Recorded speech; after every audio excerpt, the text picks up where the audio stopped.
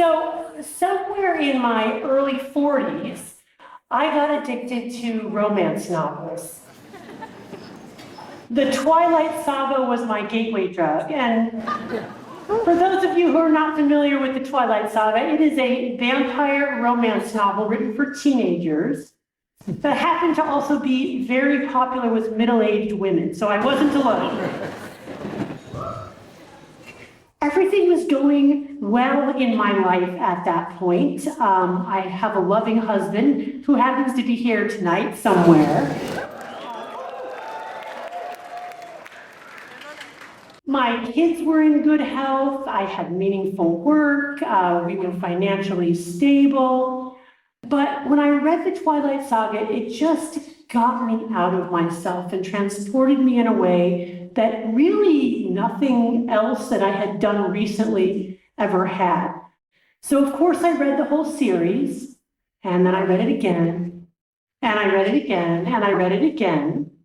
And by the fourth time, it wasn't quite as reinforcing as the first time, so I went on to read all the other vampire romance novels that exist out there, which happens to be a whole lot, I discovered. And I went on from there to werewolf novels and necromancer novels and soothsayer novels, and gradually worked my way up over time. Then my friend Susan recommended that I get a Kindle. They were new at that point. And once I had the Kindle, really, I was off and running. Now I could read my bodice-ripping romance novels with these very disreputable covers anywhere I went. In the doctor's office, getting my hair done, in front of my husband. If he asked what I was reading, I would say, oh, this is War and Peace. And everything was going along fine. The problem was, once I got that e-reader, I became a bit of a chain reader. As soon as I was done with one romance novel, I went on to the next one, and the next one, and the next one. I found myself staying up later every night reading romance novels. Bleary-eyed, I would go to work the next day. I found I wasn't as engaged, I wasn't as energetic, less interested in my kids, less interested in my husband. We got invited to a family party. There weren't that many families there, but I actually went to a room in our friend's house so I could read romance novels during the party. And looking back, obviously that's weird, right? I mean, really strange. But oddly at the time, I didn't really think it was weird. It seemed kind of normal because I was really, really focused on reading romance novels. And what happened over time was I needed more and more potent forms of romance novels to get the same effect. So I progressed from teenage vampire romance novels to frank erotica, which really is socially sanctioned pornography for women. And eventually, I admit, I was taking romance novels to work. I don't know if you know about the 50-minute hour that we have in psychiatry, but we usually see patients on the 50-minute hour, which means we have 10 minutes in between to kind of refresh ourselves, get ready for the next patient. Well, as soon as that patient went out the door, I was reading romance novels. But I think even beyond those impacts, one of the really subtle and important things that, again, I only noticed in retrospect was that nothing else seemed interesting to me anymore. I wasn't enjoying my kids the way I used to. I wasn't enjoying my husband the way I used to. I got more and more kind of down and anxious, and my focus really narrowed on just that time of the day when I knew I would have to myself to read, and I was more and more isolated. And I'll tell you a little bit later how I came to discover this addiction, which I really couldn't see happening while it was happening. But I wanted to share with you to sort of emphasize the ways in which even something like reading, which we typically think of as a healthy behavior, has now become drugified. How have we made things more drugified in this modern ecosystem? Well, let's talk about some of the risk factors for addiction. One of the biggest risk factors for addiction is simple access. If you live in a neighborhood where you can buy drugs on the street corner, you're more likely to use them and you're more likely to get addicted to them. So access really matters. The other thing is quantity and frequency. If we use our drug, more of it, more often, we are changing our brains and then hence more likely to get addicted. Potency matters, right? So how strong that drug is, how much dopamine it releases in our reward pathway. And what we have now is increasing potency of all kinds of drugs. I noticed in myself, again, that I was originally very entertained by the Twilight Saga, but by the end of my addiction, when I finally realized what was happening and tried to get into recovery, I was reading 50 Shades of Grey and then some. And of course, this story of increasing potency over time is one of the stories of our modern life, the way that technology and innovation has made all the drugs that we consume more potent and has made activities that previously weren't drugs into drugs. For example, I happen to be in possession of the knowledge, if you take any romance novel and you open it up to about 2/3 of the way through, you will get right to the point. The point being that even novels now are engineered to keep us hooked. We've hacked the motivational reward system. We know how to make things really, really engaging. So a couple years after I started to get a handle on my personal, very modest addiction, and again, I do not want to trivialize severe, life-threatening addiction by likening it to what happened to me. But the point I'm trying to make is that we're all on a kind of a spectrum, and we're all vulnerable to this problem. If you haven't encountered addiction yet, it's probably coming to a website soon near you. But in walked the door my patient Jacob, and he was a scientist at Stanford, very bright guy and a lovely man with a very serious sex addiction. And in the progression of his addiction, he let me know that he ultimately was dealing with such a severe sex addiction that he had actually made his own masturbation machine. He used electrical equipment. Yes, you either have to laugh or you have to cry. He actually used a stereo system to hook himself up, which he knew was super dangerous, but that's just where his addiction had progressed over time. And when I was sitting in the room with him and he first told me about his addiction, I was actually horrified for about 2 seconds, because then I realized, wait a minute, I've got my own masturbation machine, right? I mean, don't we all in a way have our masturbation machines? When you think about our digital devices, the way that they meet all of our needs, our emotional needs, our cognitive needs, our sexual needs. And what is more isolating than addiction? Even if we have great networks of friends and everything is going well in our lives, we can get addicted because the drugs and behaviors themselves are incredibly potent and incredibly addictive, and they can draw us in without us even realizing it. So what I want to do now is talk about what happens in our brains as we become addicted. I'm going to do this by condensing it down about the last 75 years of neuroscience to a level that I hope you will understand. It's the level that I understand it. It's based on the wonderful work of many of my neuroscience colleagues.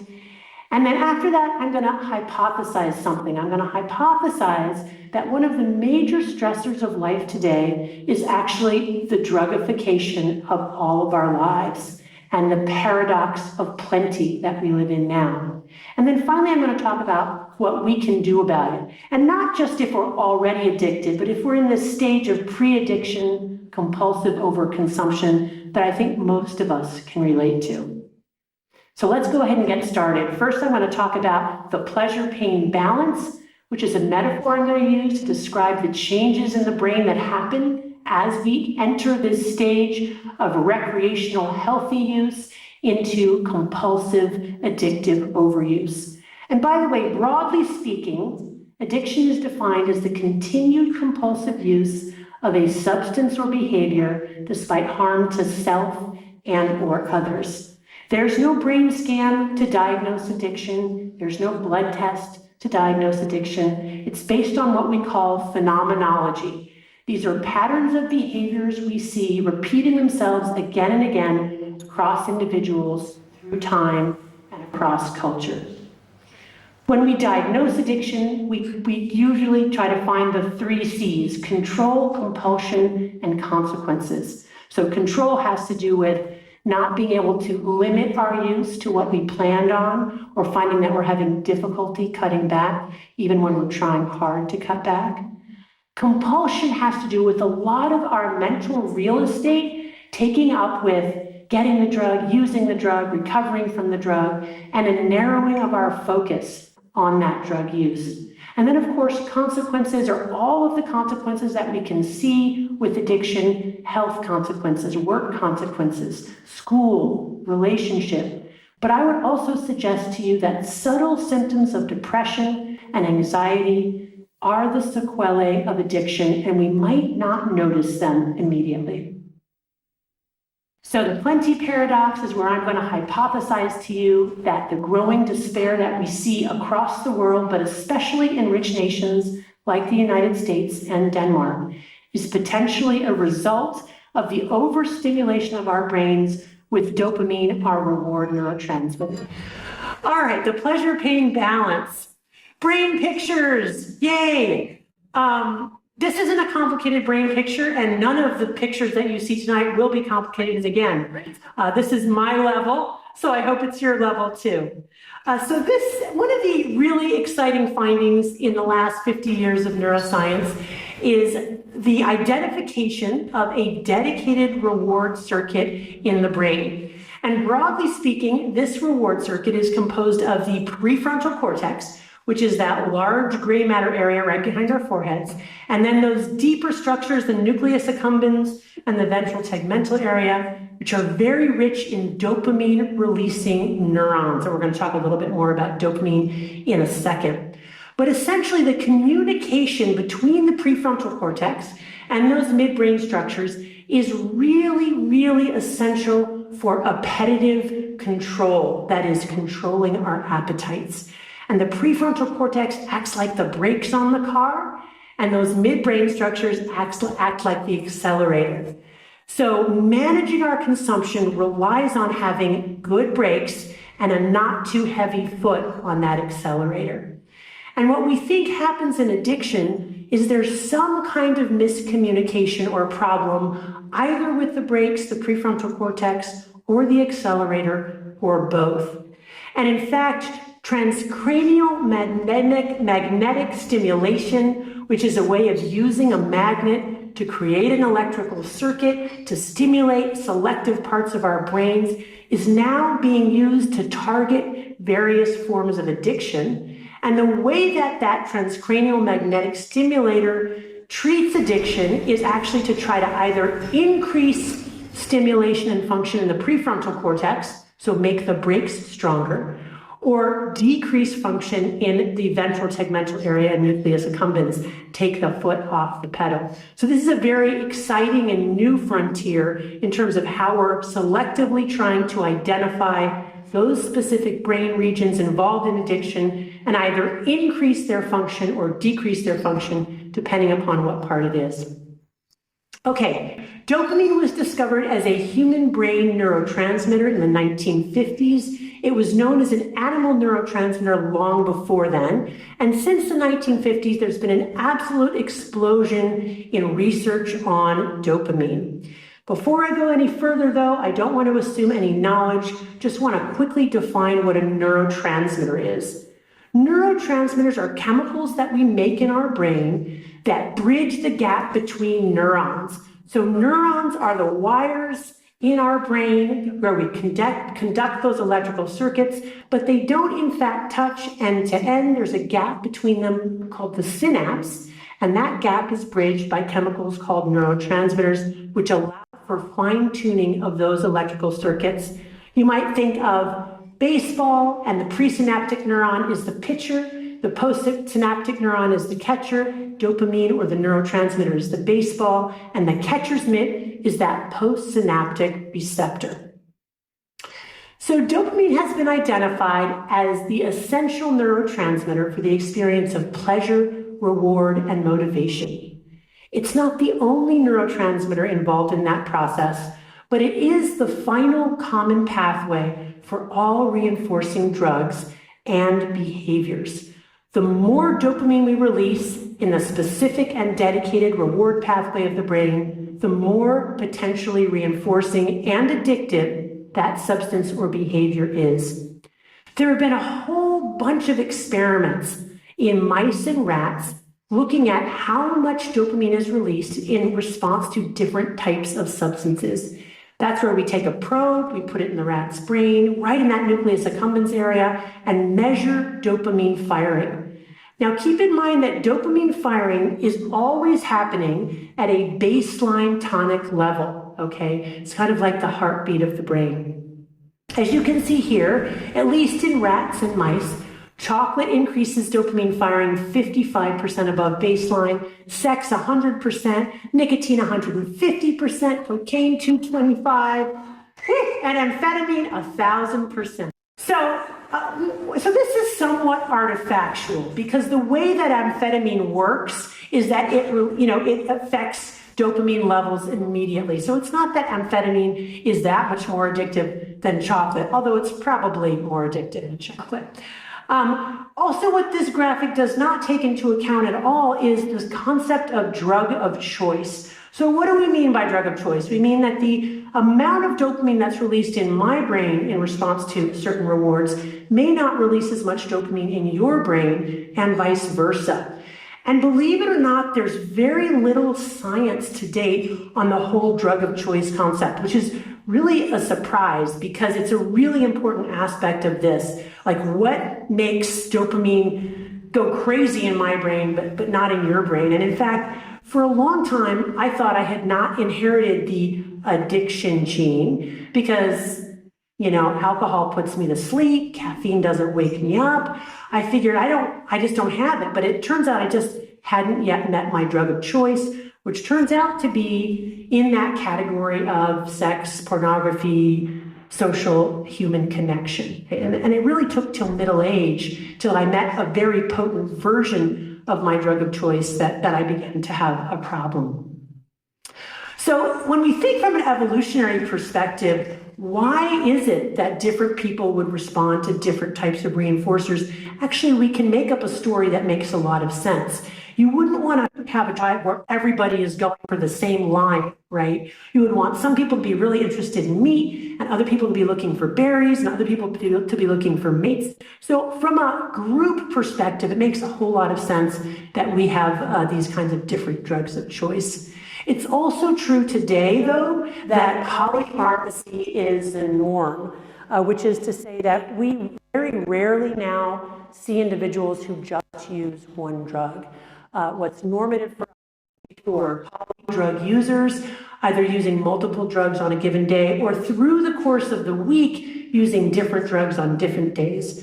So one of the things we have to do with our screening is be really careful when we ask people, do you use alcohol? And they say, oh, just one day a week. We can't just stop there, right? Well, how about cannabis? Oh, that's on Thursdays. Psilocybin on Saturdays. I've got masturbation and, all kinds of things. So you got to go through all the things. All right. So in addition to being essential for the experience of pleasure, reward, and motivation, dopamine is also really important for movement.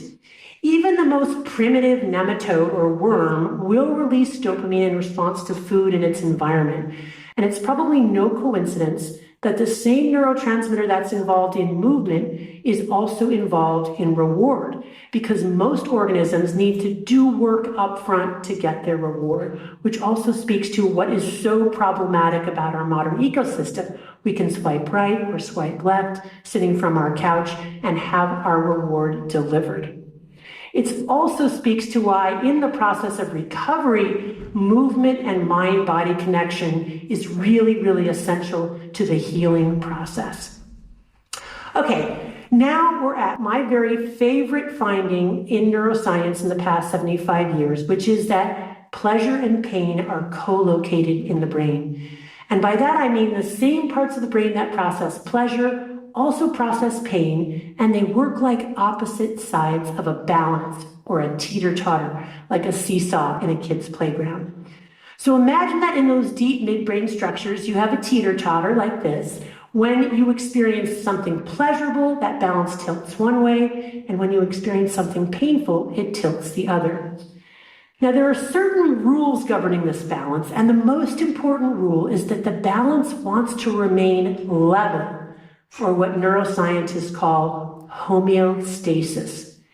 And our brains will work very hard to restore a level balance after any deviation from neutrality.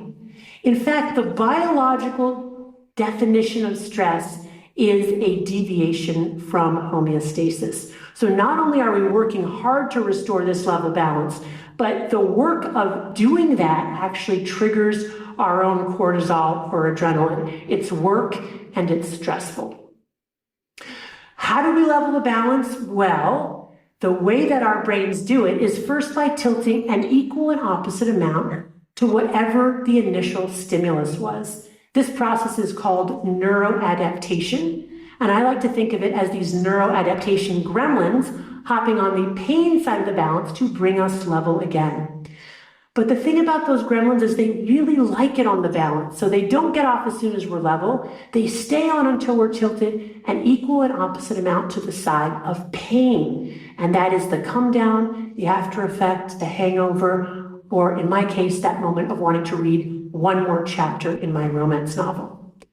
Now, if we wait long enough, that feeling passes, those gremlins hop off and homeostasis is restored. But what if we don't wait? What if we continue to consume our drug over days to weeks to months to years? Those gremlins start to multiply. And pretty soon, we've got enough gremlins on the pain side of the balance to fill this whole auditorium, and they're camped out there, right? They've got their couches, their barbecues, they're not going anywhere. And now we're entering addicted brain. Now we need more of our drug in more potent forms, not to get high, but just to level the balance and feel normal. And most importantly, when we're not using, we're walking around with a balance tilted to the side of pain, experiencing the universal symptoms of withdrawal from any addictive substance, which are anxiety, irritability, insomnia, dysphoria, and craving.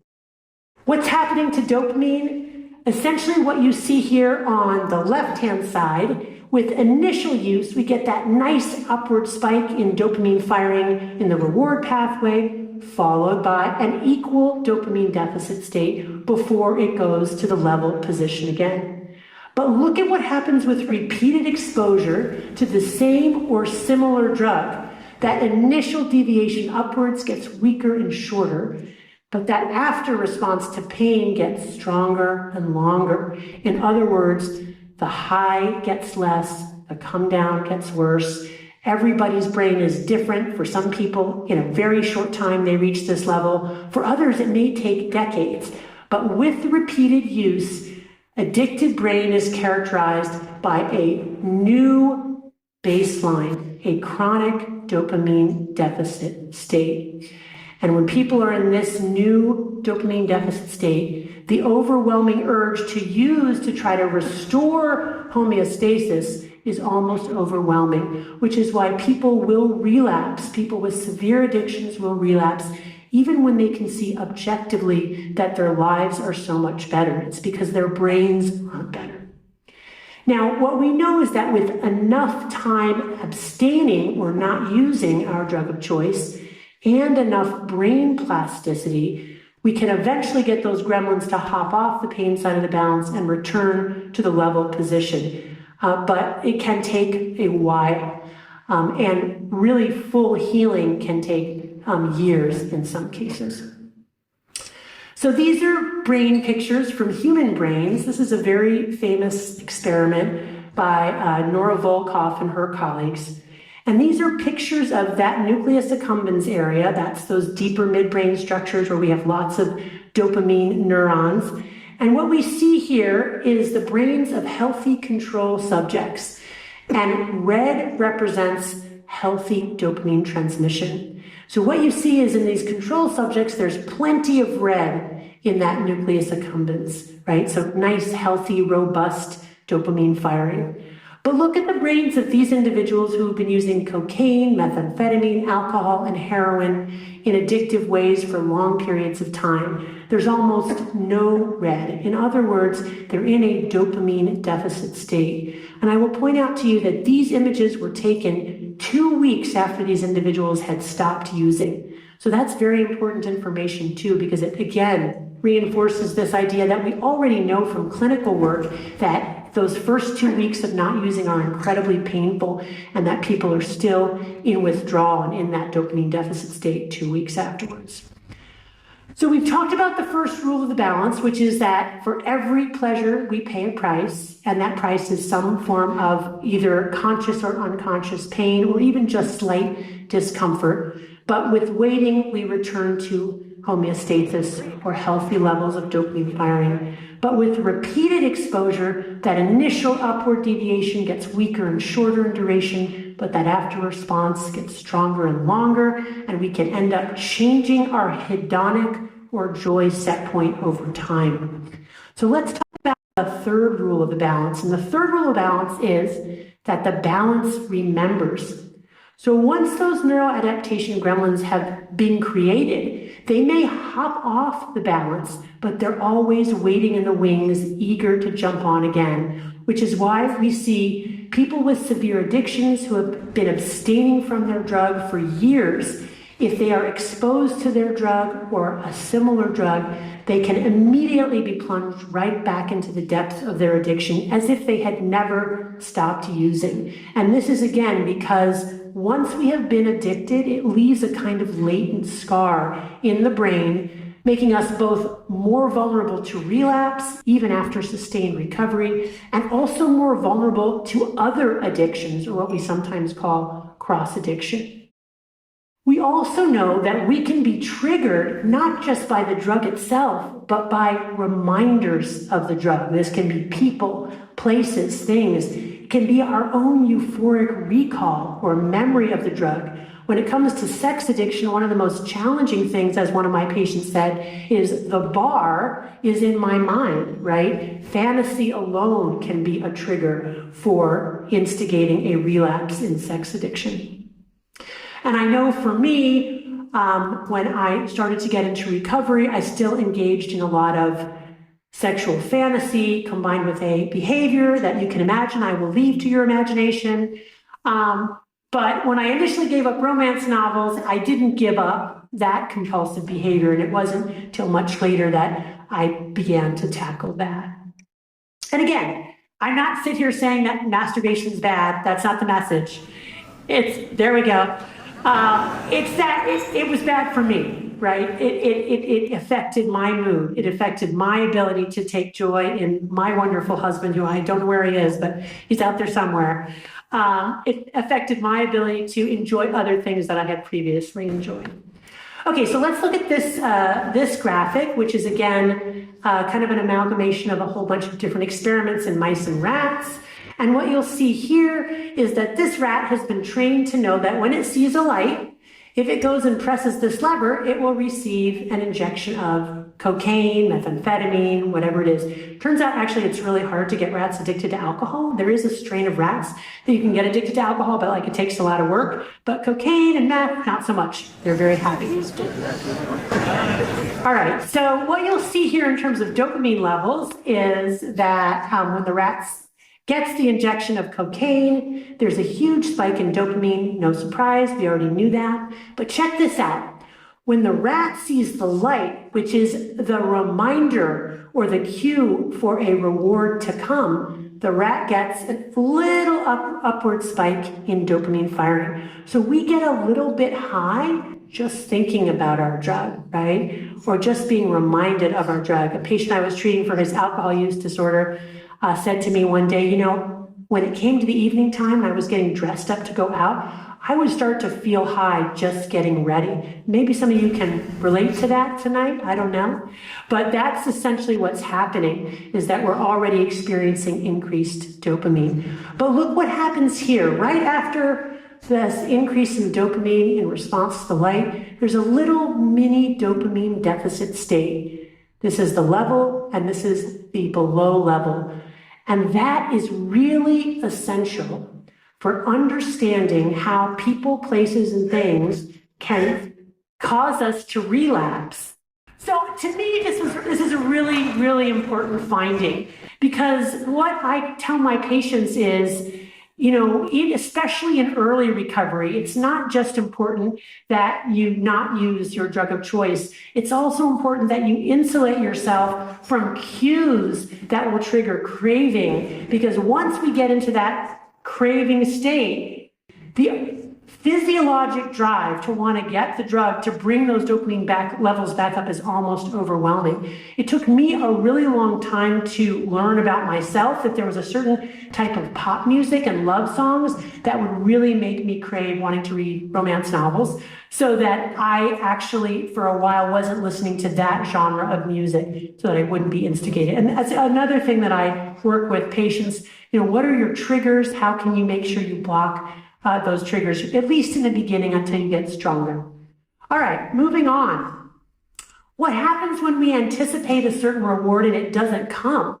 What you'll notice here is this rat has been trained to see a light and think it's going to get an injection of cocaine. And when that injection doesn't happen, those dopamine levels go well below baseline, right? So if we're not addicted to that drug, even if we were expecting it, we walk away. We say, that's not worth it, right? That wasn't any fun. I thought it would be really fun, and it wasn't. But if we are addicted to that drug, we don't walk away. We work even harder, right? We invest even more to try to bring those dopamine levels, not just to baseline, but again, above baseline.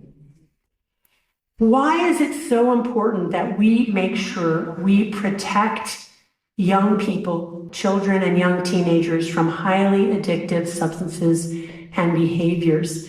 It's because this is a crucial time of development in the human brain. What happens is we are born with more neurons than we're going to have through the whole rest of our lives. And in this image right here, red represents not dopamine, but actual neurons, those electrical conducting cells.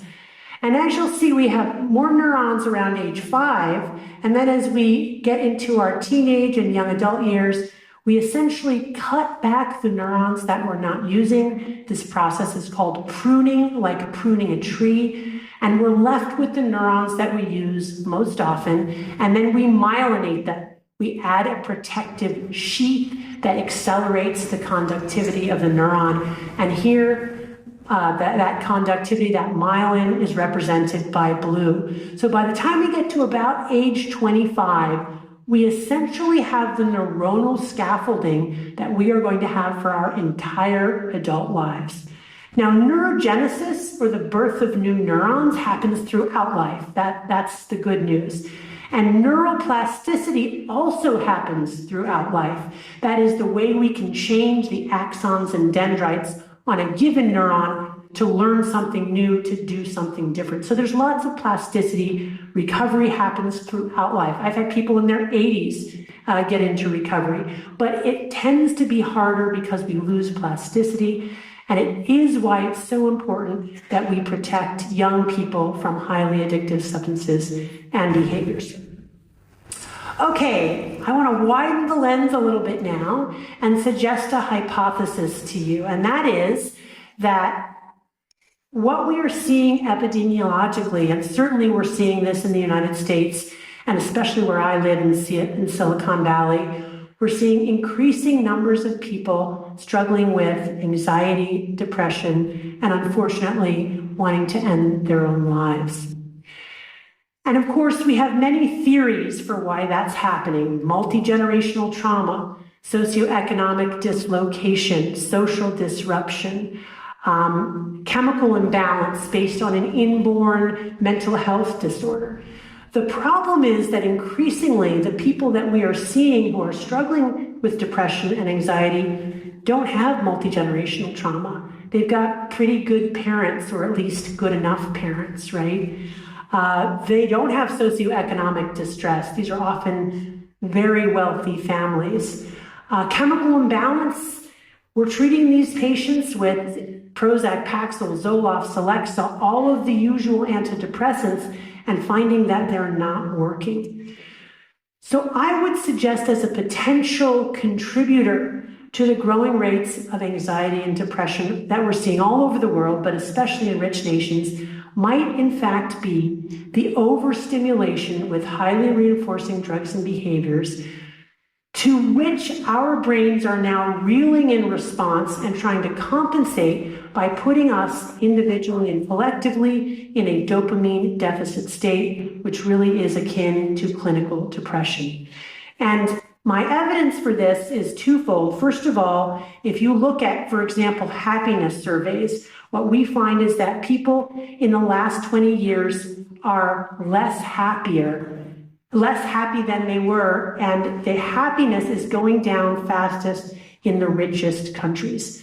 This is really a puzzle because for a long time, prior to about the year 2000, as countries got richer, happiness quotients went up. But what now we're seeing is that we've reached some kind of tipping point where people are less happy, and the richer the country they live in, the less happy they are. I will also say that these are countries where we're prescribing the most antidepressants and the most anxiolytics, and yet somehow we are not making progress. It's also true, as I said, that if you look at rates of anxiety and depression and suicide, they're going up fastest in rich nations. And so again, I would just hypothesize to you that really overabundance itself may be an actual physiologic stressor. The other reason I believe this is true is based on my clinical experience. When we do an intervention in patients who come in depressed and anxious, to whom 20 years ago I would have prescribed an antidepressant or an anxiolytic, now what I often prescribe is a 4-week dopamine fast, where I ask them to eliminate their drug of choice for 4 weeks. And what we often see by just changing that one variable in the system is people will come back 4 weeks later with vast improvements in depression and anxiety. Okay, which brings us to the final part of our talk today, which is what we can do about this reward system in a dopamine overloaded world. And the first thing that we need to do is abstain. We need to abstain for long enough for those neuroadaptation gremlins to hop off the pain side of the balance so that homeostasis can be restored. And on average, it takes about 4 weeks to reset reward pathways. I am not suggesting to you that addiction is cured in 4 weeks, but what I am saying to you is that even with people with significant and serious addictions, if they can abstain from 4 weeks, they will note really important improvements in many different parameters of mental and physical health just by abstaining for that period of time. Now, when we invite people to engage in this project or this experiment of a dopamine fast, we always warn them that they're going to feel worse before they feel better. When we take that reward off the pleasure side of the balance, we are going to slam down to the side of pain. It's going to take those gremlins a while to get the memo that they need to hop off, and we need to start to upregulate our own endogenous dopamine. But it does begin with abstinence. I want to qualify this by saying we would never make this recommendation in somebody who had tried repeatedly to stop on their own and was unable to. Those individuals need a higher level of care. We would also not recommend this in someone who is at risk for a life-threatening withdrawal, for example, from a severe alcohol dependence or a severe benzodiazepine dependence like Xanax or Valium. Those individuals need medically monitored detox. But in general, most individuals using even those drugs can stop without life-threatening withdrawal. We also need to use self-binding strategies. What are self-binding strategies? Self-binding strategies are really a way of acknowledging that we live in a dopamine overloaded world where we are constantly being invited, prompted, nudged, encouraged to titillate ourselves. And so we need to create barriers between ourselves and our drug of choice so that we can press the pause button between craving, desire, and consumption. That pause button can take many different forms, but what it essentially does is it acknowledges that willpower alone is not enough. Willpower runs on a 24-hour cycle. We wake up with more willpower than we're going to have at the end of the day. One of the big problems that folks with addiction face is they wake up determined not to use, but by the time they get to the end of the day, their willpower is exhausted and they use anyway. So what self-binding is to acknowledge the limits of willpower and in advance create barriers between ourselves and our drug of choice so that we are more likely to be successful. So first, there are geographical barriers. That's literal barriers between ourselves and our drug of choice. That would be things like powering down your smartphone or leaving it at home, or in my case, getting rid of my Kindle, which really was the conduit for me for such easy access. For my patient who made the masturbation machine, he learned that this involved for him disassembling his masturbation machine and actually driving it to the dump. Because when he threw it away in the garbage can outside his house, he found himself going to the garbage can, getting it out again, and reassembling it. And that happened so many times for him that finally he and I agreed that was not going to be an effective self-binding strategy. Chronological self-binding. So that's the way that we use time as a construct in order to help abstain or moderate our use, depending upon what our goal is. The 30-day dopamine fast is a kind of a chronological self-binding, but for example, my patient with a video game addiction, after a period of abstinence, he wanted to go back to using video games in moderation, and so he committed to using only 2 days a week, no more than 2 hours a day. He came up with that by himself because he decided that would be the right amount for him. So there's a lot of working with patients when they want to go back to using in moderation, coming up with a very specific plan. Of interest, the Chinese government actually made a law that says that minors in China can only play video games 2 days a week, 2 hours a day. And they're all playing at the same time to kind of reduce FOMO. Of course, that could never happen outside of China, although I know many, many parents who would love that, myself included. Categorical self-binding is where we say, okay, within this given category of, for example, a food addiction, I can't abstain from food, nor would I want to, but what are the categories of food that are really my drug of choice? And of course, our food supply has been adulterated with salt, fat, sugar, chemical ingredients to enhance flavor. So a lot of times people with food addiction will do things like cut out sugar or cut out processed food or cut out carbohydrates. That's an example of categorical self-binding. For me personally, when it comes to novels, I've been a reader my whole life, so I didn't want to give up novels, but I gave up romance novels for a period of time, which I'll talk about in a little bit, but I allowed myself to read other types of genre novels, like crime novels or mystery novels, things like that. And then, of course, there's really been an exciting advance recently in using different types of chemicals to manage appetitive control or provide self-binding at the level of the receptor. And one example that I'll use to tell you about, because we use it all the time in clinical care, is a medication called naltrexone. So naltrexone is an opioid receptor blocker. Remember those receptors on the postsynaptic neuron, the catcher's mitt, where the opioid in this case binds? Well, it turns out naltrexone is very helpful for some people to either quit drinking alcohol or drinking in moderation. Now, why would that be? Because alcohol works on the endogenous opioid system. Alcohol binds to GABA receptors, which increases GABA, which is our calming neurotransmitter, but it also kicks off our endogenous opioid response, all of which adds together at the end of the day to release dopamine in the reward pathway. So when people take naltrexone, what they say is, if I drink on naltrexone, it's just not quite as rewarding. And so that helps me drink less. I had one patient who said, I realized I was an alcoholic after I started naltrexone because I looked at a case of beer and I didn't want to drink the whole thing. The problem was that he also didn't get a runner's high and he didn't enjoy bacon. And so there were other rewards that he wanted to keep in his life. So ultimately he didn't use naltrexone on a daily basis. He used it just when he was going into a risky drinking situation, when he was worried he would drink too much and didn't want to. This is all by way of saying that there are exciting advances in understanding how addiction works in the brain and how we can manage appetitive control in different ways. This is just a really, I think, an important experiment, again, in rodents, looking at the importance of frequency and quantity. So remember the balance with the gremlins. My message to you today is not to use intoxicants.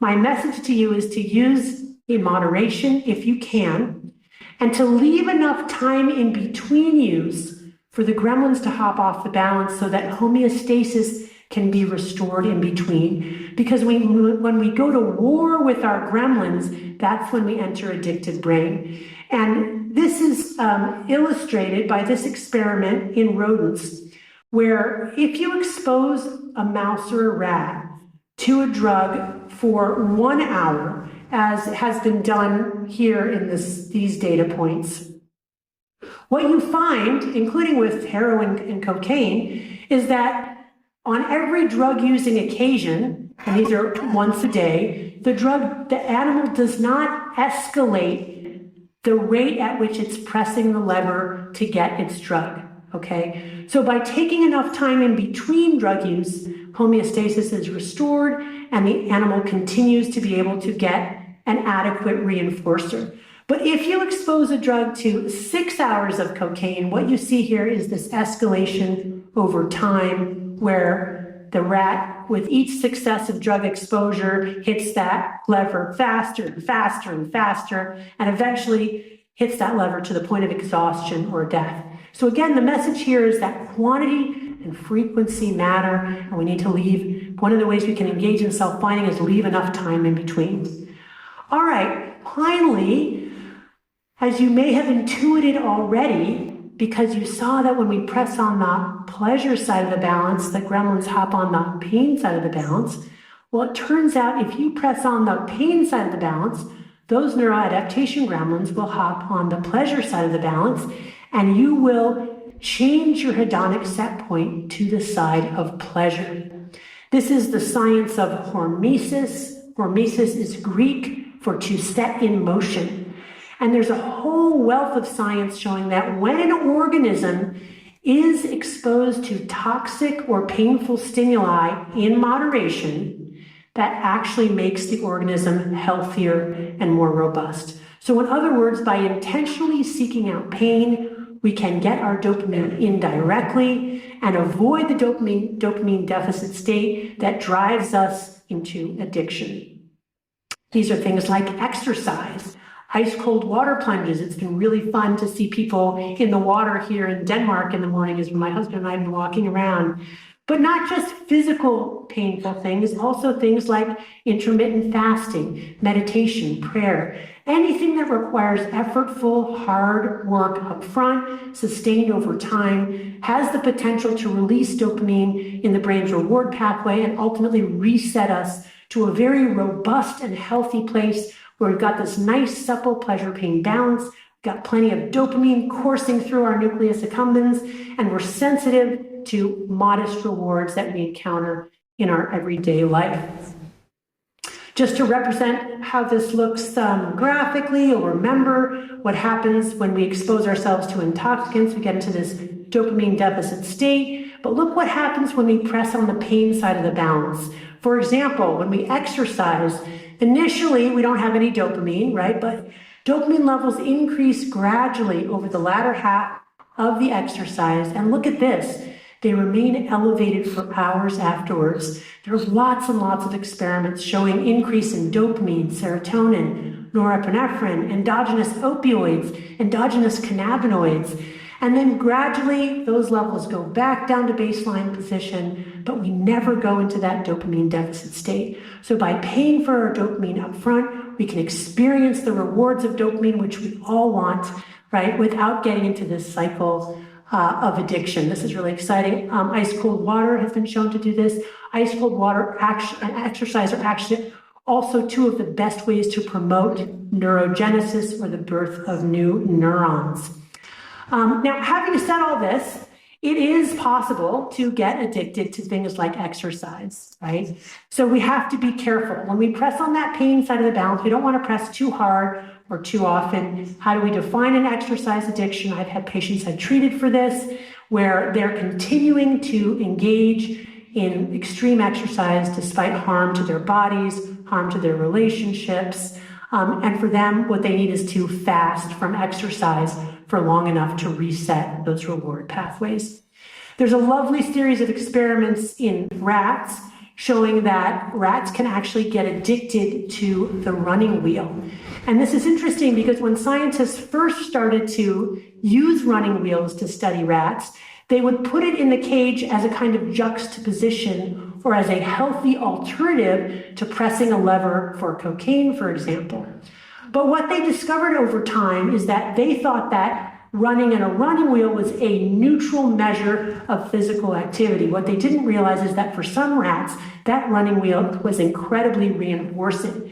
And the way they learned that was they observed some of those rats just spending hours and hours on that running wheel, enjoying themselves to no end, getting flipped right and flipped left, doing backflips, running. If they made the running wheel smaller, then they noticed that the tail of the rodents would get curved smaller and smaller to the shape of the running wheel, and still the animal would run. Finally, one of my very favorite experiments in the last 20 years or so is scientists, I believe in the Netherlands, who put a running wheel in nature. This is a little bit of another rat part experiment. And they said, you know what, if we put a running wheel in nature, no animal's gonna go into that running wheel because they're in nature. Guess what? All kinds of animals went in that running wheel. Right? So kind of like an amusement park, there's something that gets triggered in our brain that for some people can be really reinforcing if we move through gravity and three-dimensional space in a certain kind of way. So if amusement parks and roller coasters are your drug of choice, or some people get addicted to adrenaline, right? People jumping off of buildings and doing these dangerous things, or some people get addicted to rage, right? Rageaholics. So again, this idea of drug of choice. This is my last slide. I'm going to just briefly go through the basic framework that we often use as an early intervention with people who have mild to moderate addictions. We start with data. This is where we ask them simply, what are you using, how much, and how often? And we're looking really for daily use and use of potent substances, and then we explore further. But when we ask our patients to tell us what they're using, how much, and how often, it's not just because we want the information. We also want them to hear themselves say it out loud.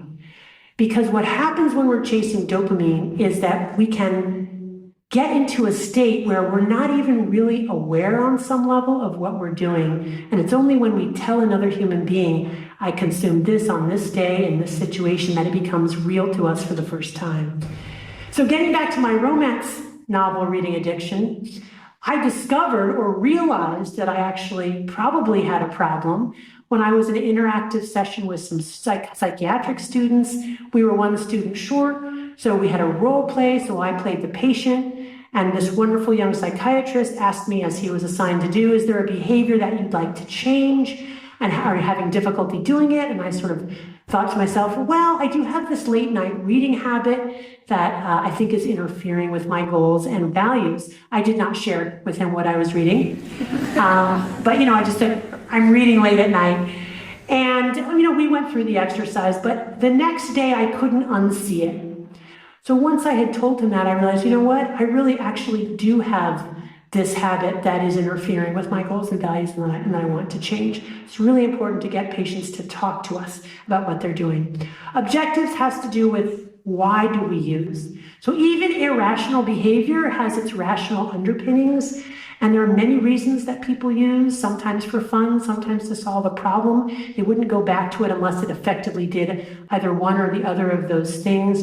But what's key here is whatever the initial objective is, it may not actually be succeeding in accomplishing what that person initially set out to accomplish. And that's really important to point out to them, and that's because of that pleasure-pain balance and neuroadaptation and the way the drugs over time stop working or even turn on us and do the opposite of what they were meant to do. It was a very powerful experience for me in the early 2000s, seeing chronic pain patients who have been put on opioids to treat their pain, who are now experiencing more pain than they had ever experienced prior to being on opioids.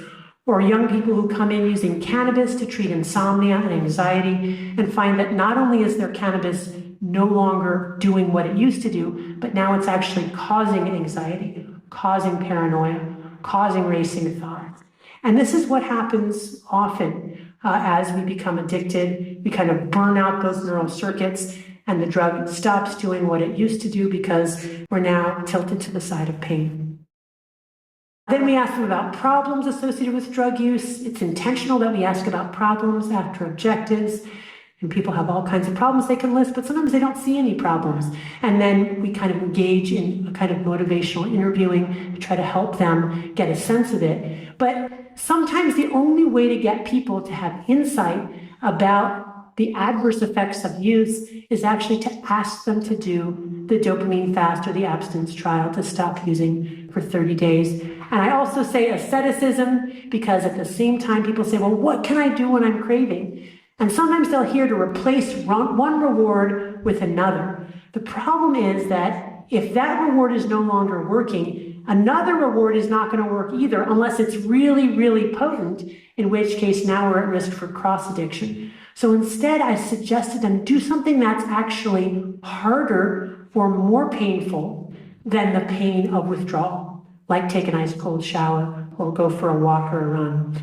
This is a great opportunity to practice mindfulness. What is mindfulness? It's the ability to observe our thoughts and feelings without judgment. And when we can't reach for our usual drug of choice, we're left there with those emotions and we learn that we can detach from them, that they're time limited, that they ride over us like a wave, that there are other solutions.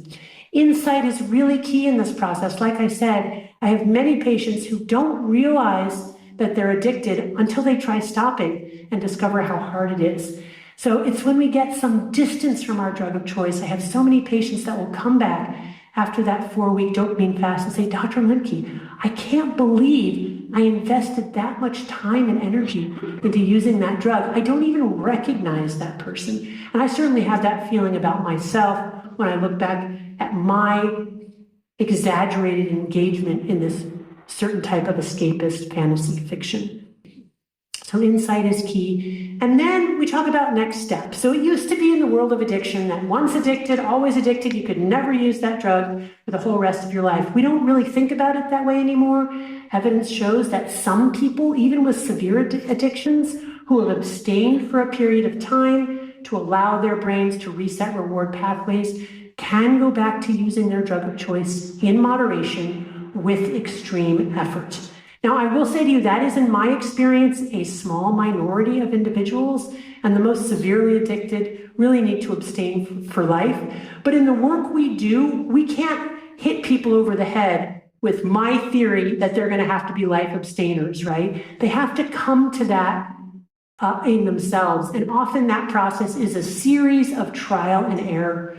So what we do is after the dopamine fast, if they're feeling better, and about 80% of them are, we say, what do you want to do next? Continue to abstain or go back to using? Most people want to go back to using. So then we make a very specific plan. When are you going to use? How much? How often? What are your self-blinding strategies going to be to try to limit it? And then we send them out and have them do the experiment and see how it goes. And sometimes it goes well and sometimes it doesn't. In my case, after my 4 weeks of abstinence from romance novels, I said, I'm good. I can go back to reading romance novels. I read all weekend long. I binged. I went to work the next morning on Monday, bleary-eyed, and I realized, whoops, abstinence violation effect. I actually can't go back to reading romance novels in moderation. I'm going to have to abstain for longer. So this is the kind of work that we're doing now with patients, and it's really amazing what I have learned from my patients with severe addiction and recovery, who I consider to be modern day prophets for the rest of us trying to survive in this dopamine overloaded world. In conclusion, I'm going to suggest to you an experiment to engage in some of these neuroscience informed practices. And if you can't relate to an addictive substance or behavior, maybe you can relate to your phone. So let's think about, here's an experiment you might want to do in sometime in the month ahead, which is to go on a digital fast. So the idea would be that you would put your phone away or any screens for 24 hours. Now, 24 hours is not long enough to reset reward pathways, but it may be long enough to give you an inkling of just how addicted we are. What you want to do here is you want to reset your physiology, reset your dopamine reward pathways, or at least begin to move in that direction. You can optimize your chance of success by setting a specific date and time in advance, tell people you'll be out of contact, and make plans for alternative activities. Time will slow down. So withdrawal is painful. Remember the universal symptoms: anxiety, irritability, insomnia, dysphoria, craving, restlessness. And that's part of dealing with resetting those reward pathways. I don't sugarcoat it when I'm talking to my patients about withdrawal. I really emphasize just how hard it's going to be. You can anticipate these symptoms of withdrawal, know that they're time limited and withdrawal mediated. So a lot of patients will say, well, I'm not going to stop using drugs if I have to live like this. So I have to remind them, you won't have to live like this. This is short term. It will get better. When you get intense cravings, as I said before, take a cool bath, do 20 sit-ups, clean the closet, something that's more painful than the cravings, something that makes you feel good afterwards. And then when the fast is over, you want to plan how to reintegrate the digital device without letting them take over your life. One of the things I like to do is to make a list of how much better I felt when I took some time away from my device and keep that with me. Another thing is to write on a piece of paper what I'm going to do on my device before I go on it, which reminds me to stay on task. And then you want to turn off alerts, delete apps. In conclusion, I want to say that I've really emphasized when it comes to all reinforcing drugs and behaviors, including digital devices, the things that we as individuals can do. But it's not that I believe this is just an individual problem. This is also a top-down problem. We need schools, governments, and also the companies that make and profit from these digital devices to actually create products and regulations so that they can help us limit our consumption as well. So thank you so much for listening. It was a real pleasure, and